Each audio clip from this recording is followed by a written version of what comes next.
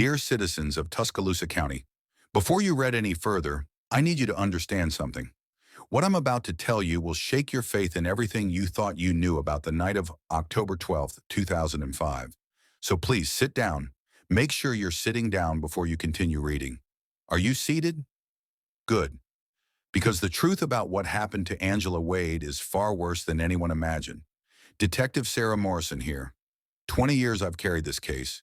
20 years of dead ends and sleepless nights. And what I discovered in that abandoned warehouse 3 months ago, what I found wedged behind that rotting support beam, it didn't just solve a mystery, it exposed a conspiracy so calculated, so cold-blooded, that it's kept me up every night since. Let me take you back to that rainy October night. Angela Wade, 28 years old, single mother, clocked out of Crimson Textile Distribution at 11:47 p.m. "See y'all tomorrow," she said. Those were her last words to anyone who cared about her. By midnight, she'd vanished. Her silver Honda Accord sat idling on County Road 45. Driver's door flung open, engine running, windshield wipers squeaking back and forth. And on the dashboard, taped with Scotch tape, a crayon drawing from her 6-year-old daughter Lily. Two stick figures holding hands under a yellow sun. But here's what makes this case truly horrifying. Angela didn't disappear because of a random attack. She didn't have car trouble. She wasn't the victim of a crime of opportunity. She was hunted. Marcus Tillman lived 2 doors down from Angela at Parkway Terrace Apartments. He'd asked her out repeatedly. She always said no. She was too busy raising Lily, working graveyard shifts for $11 an hour, dreaming of maybe going back to school someday. Marcus didn't take rejection well. By October 2005, his obsession had metastasized into something dangerous. Phone records show he called his cousin Derek 17 times in the 2 weeks before Angela disappeared. 17 times. And Derek Tillman worked at Wade Industrial Supply, had access to company phones, company letterhead, and most importantly, Angela's trust.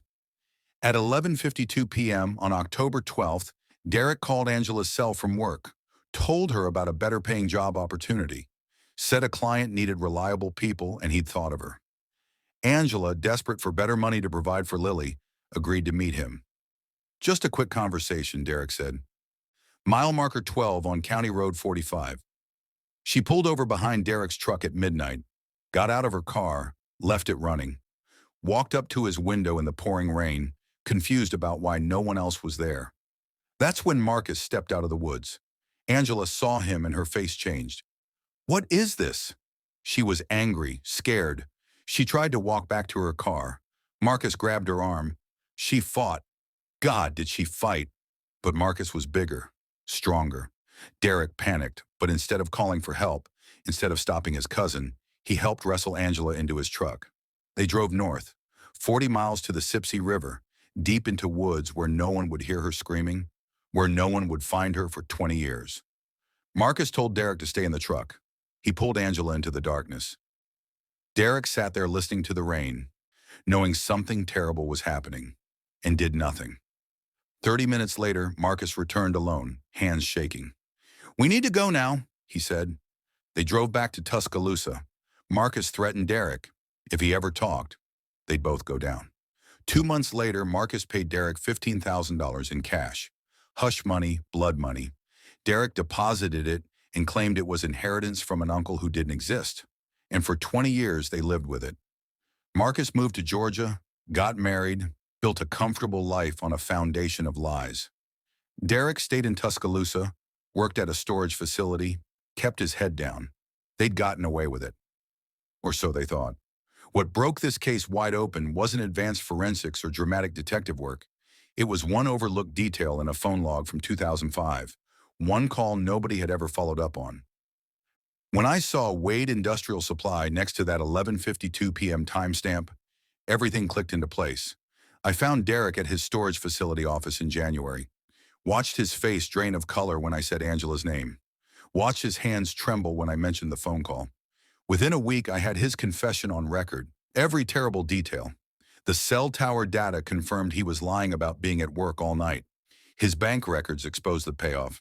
And when cadaver dogs found Angela's remains exactly where Derek said they'd be, buried 2 feet deep in those woods near the Sipsey River, there was no more denying it.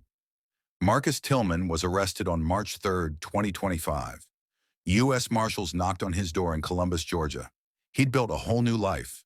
Wife, respectable job, neighbors who thought he was a good man. They had no idea he was a murderer. The trial lasted 7 days. Derek testified for 6 hours, owning his cowardice, his guilt, his role in Angela's death. Marcus never took the stand. His lawyers knew I'd destroy him. The jury deliberated 11 hours. Guilty on all counts. Marcus got life without parole. Derek got 25 years for his cooperation. Both men will die in prison, and that's exactly what they deserve. But here's what haunts me most. Lily Wade was 6 years old when her mother disappeared. She's 26 now. She grew up wondering if her mom had left on purpose, wondering if she'd done something wrong, wondering if she'd ever get answers. At the funeral, Lily stood at that pulpit and said, "For 20 years, I didn't know what happened.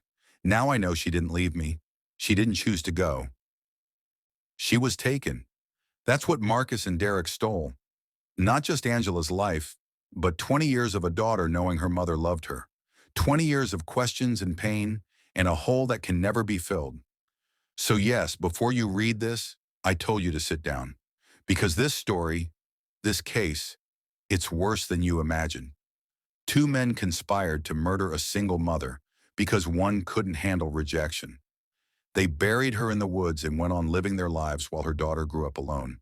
But now that you know the truth, now that you understand the full horror of what happened on County Road 45 that rainy October night, I need to tell you something else. Something that might actually give you hope. This case was solvable in 2005. The evidence was there, the phone records, the connection between Marcus and Derek, the suspicious cash deposit. Everything was sitting in that file waiting for someone to look close enough. It took 20 years, but justice came. And here's why that matters. There are over 600,000 missing person cases in America right now. Thousands of unsolved homicides, families waiting for answers, just like Lily was. Some are truly unsolvable. Evidence gone, witnesses dead, trails too cold. But some, maybe more than we think, are sitting in storage rooms and evidence lockers, waiting for someone to care enough to look one more time, to read one more page, to ask one more question. Angela Wade's case was solved because someone refused to let her fade into obscurity, because I believed a mother's life mattered, because Lily deserved answers. Your loved ones deserve that too. So while this story is horrifying, while Marcus and Derek's actions represent the worst of humanity, it's also proof that cold cases can be solved, that persistence matters, that justice delayed is still justice. Angela came home. After 20 years in those woods, she came home. And that's what I want you to remember. Not just the horror of what happened, but the hope that truth always finds a way. Your dedicated servant, Detective Sarah Morrison, Tuscaloosa County Sheriff's Department Cold Case Task Force. I am establishing a new cold case unit. We will review every unsolved disappearance from the past 30 years, because every victim deserves a voice. Every family deserves answers. And I refuse to let another Angela Wade be forgotten.